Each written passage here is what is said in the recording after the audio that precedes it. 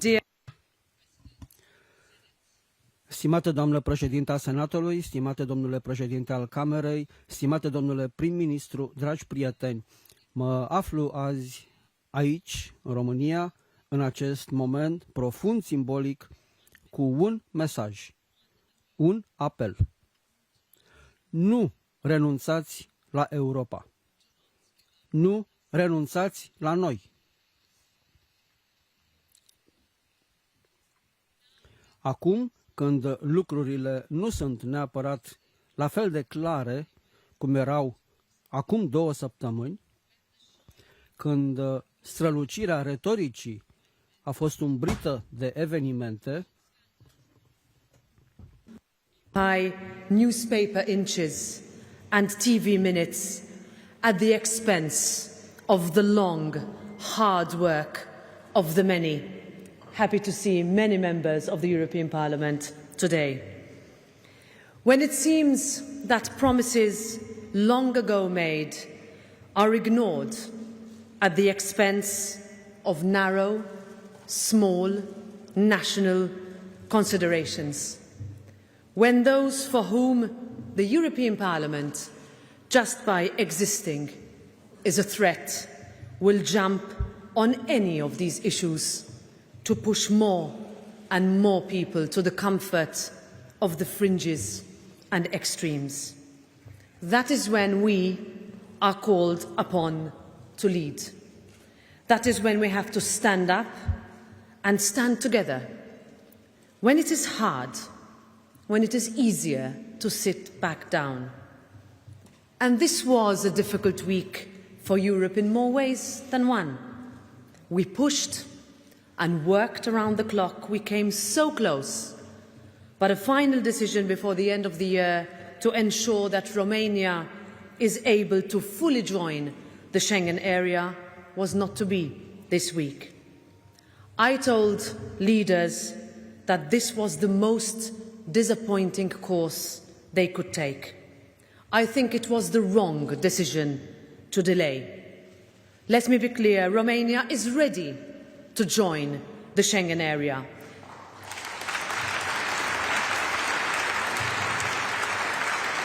It has been ready, you have been ready for more than a decade. And let me be even clearer, Romania will join Schengen and will do so soon. As is your right, as is Europe's right, the time for two Europes is over. And I'm confident that everyone will realise this soon. I would also like to address a point that I heard recently, that it is not some sort of a gift to Romania. This benefits every other member state as much as this one. This is about our collective security, about equality between Europeans, about us being able to face threats that are common together.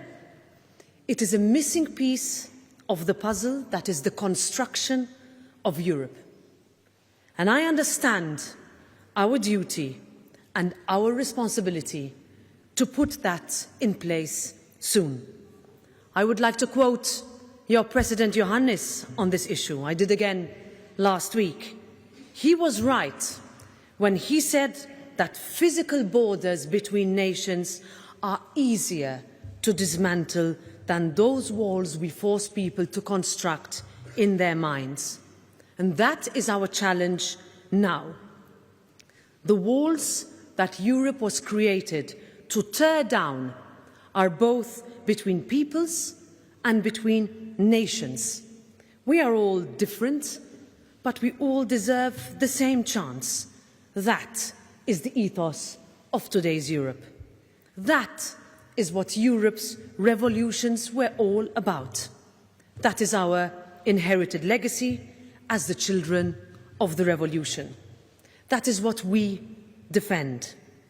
And nowhere is it clearer than on a December day in Romania, where 33 years ago, a generation stood up to demand freedom, equality and rights, as they shouted, "Noi suntem poporul."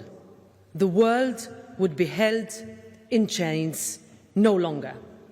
And I want to say what an honour, what a responsibility it is for me, who watched those events on television as a young girl with my grandparents, to be present here with you today in this House of Democracy on this important anniversary representing the European Parliament.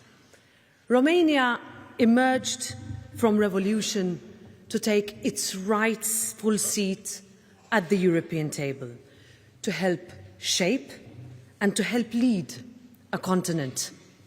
Now Europe looks to Romania on so many issues, like on securing a pro-European outlook, like on the digital transition, on youth engagement, on the absorption rate of EU funding, like you do on Ukraine, when you opened your hearts and your homes to so many fleeing horror.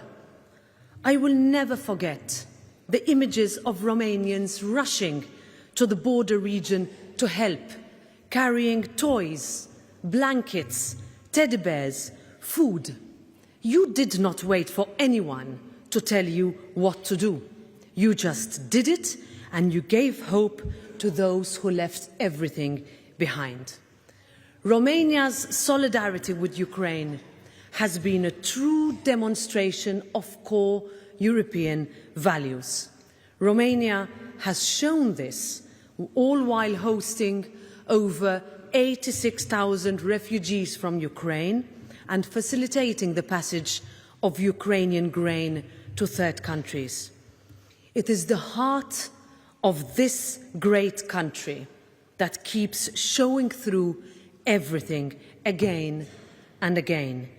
Whether it is your response to the illegal, brutal Russian invasion, or sending doctors to nations across the continent at the height of the pandemic, firefighters flying to other states to help combat forest fires, on the enormous responsibility you carry in supporting democracy in Moldova, Romania understands that these are common challenges that can only be faced together.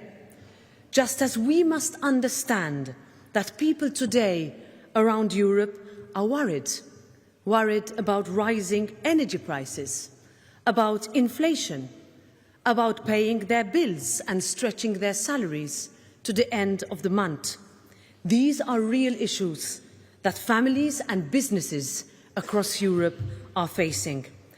And when they look to Europe, they need to continue to see real European leadership, real decisions, real action. We must prove to our citizens that our way is worth defending. We must prove to citizens that the European Union is the best response, that our way works. And this is why it is essential that we continue to diversify and double down on our energy transition. If we can bring energy prices back under control, and I am convinced that we can tackle the core issue fueling inflation before the contagion reaches other sectors and before the tsunami of catastrophes wipes value of people's assets and hits our banking, finance and housing sectors. We can protect Europe's competitiveness, we can save jobs, we can create better ones and give people a chance to really recapture the enthusiasm and hope that drove the first dreamers to lay the foundations for Europe in the first place. To do that, we must continue to grow our economies. That is the only way to repay the debt incurred during the pandemic and find the resources we need to address the issues we face today. And friends, let me say that ensuring Europe's competitiveness cannot come at the expense of protecting our values and the rule of law. I started this speech by saying this has been a difficult week. It has been one of the longest for me and for the European Parliament. We have faced corruption scandals that would have seemed more at home on Netflix. It shook the basis of all we thought we knew. We are looking at people who have to be presumed innocent, of course, but who have allegedly accepted bags of cash from those linked to autocratic third countries. We have responded swiftly by ensuring full assistance with the judicial and law enforcement authorities to ensure that the full course of justice is allowed to be taken. I said it before and I will say it again. There will be no impunity, none. There will be no cover-up and there will be no one above the law. I will lead a series of radical reforms on accountability, openness and standards in public life that will shake up the institution and rebuild trust. But what is important for me as a message now is that those who commit these acts understand that they will get caught and face justice. That is the basis of the rule of law. And in the long days of the last week, I have often thought of the lessons I learnt from Romanians who stood up as the snow fell. What they wanted from Europe, what they expect from Europe, is that which drives me. The European Union's capabilities are immeasurable. Allow me a word on gender equality. I know how important this is, and we must keep pushing equality forward. That is how more people engage with Europe. It is still too hard for women in politics. It is still too hard for women in the job market. We can and we must make it easier. And in particular, Alina and Marcel, your work inspires confidence in Romania's parliamentary democracy. And together we will emerge stronger from the crises we face today. We will deliver. A group of young people recently asked me what kind of Europe I want to see. My reply was one of hope. Hope through action. Hope that if Europe is to be safer, stronger and more resilient, we cannot shy away from tough discussions. On security, this means taking steps to build a real security and defence union. On energy, this means investing in alternative sources. On climate, this means investing more in our green transition. On the economy, this means ensuring enough flexibility without tying the hands for generations to come. And on peace and democracy, this means remaining steadfast in defence of our values.